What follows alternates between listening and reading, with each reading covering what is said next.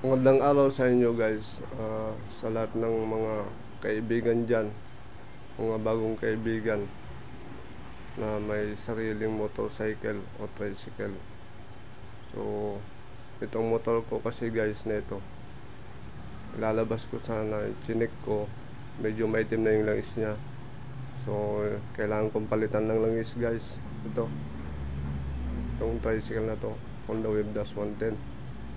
So itong motor na ito guys ay since 2020 ko pa siya nabili. So 2025 na siya ngayon. Okay naman yung makina niya, maayos ang takbo niya, at higit sa lahat wala pa siyang usok ng makina. So ganyan po siya katagal ng buhay itong tricycle na ito guys.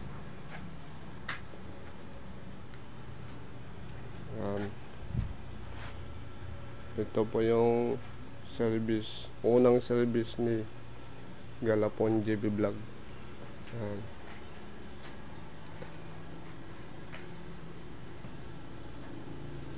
Yan.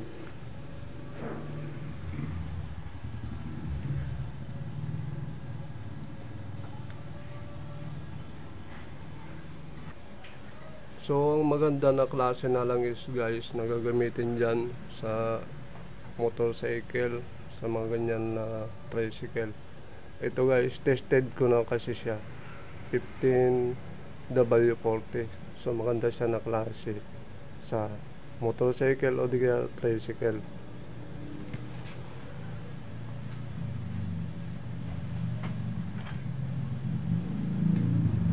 So yung size guys ng yung pagtanggalan ng drain plug ng Honda Wave Dash 110, size 17.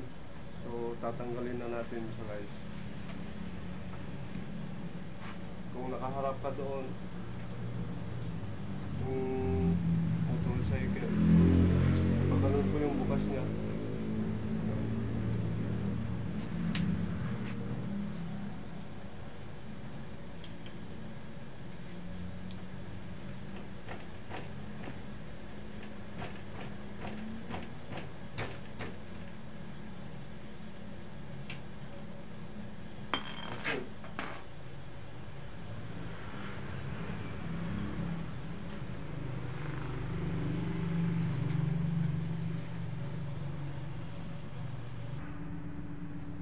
So ito kasi yung kanya guys.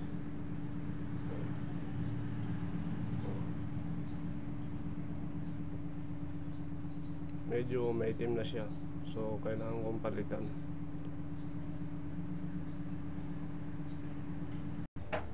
So tapos ko na guys na natanggal yung langis, na drain ko na siya. So wala na siyang natira. Ito guys, yung drain plug niya, lilinisan na lang natin. Okay, so malinis na siya. Lagay na natin. So ito na yung langis guys. Bubuksan na natin.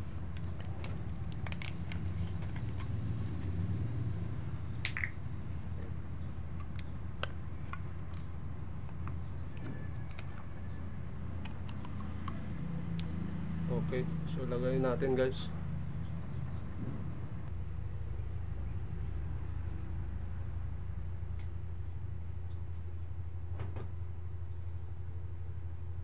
Ayan guys, oh, ang ganda ng langis.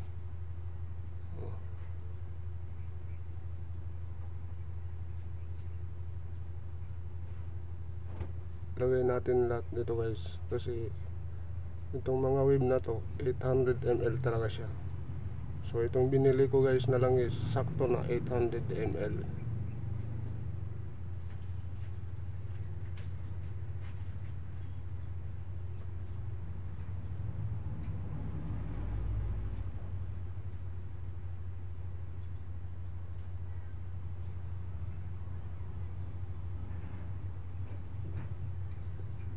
Okay.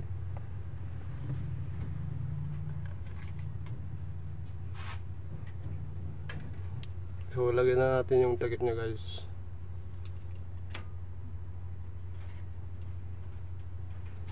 Okay.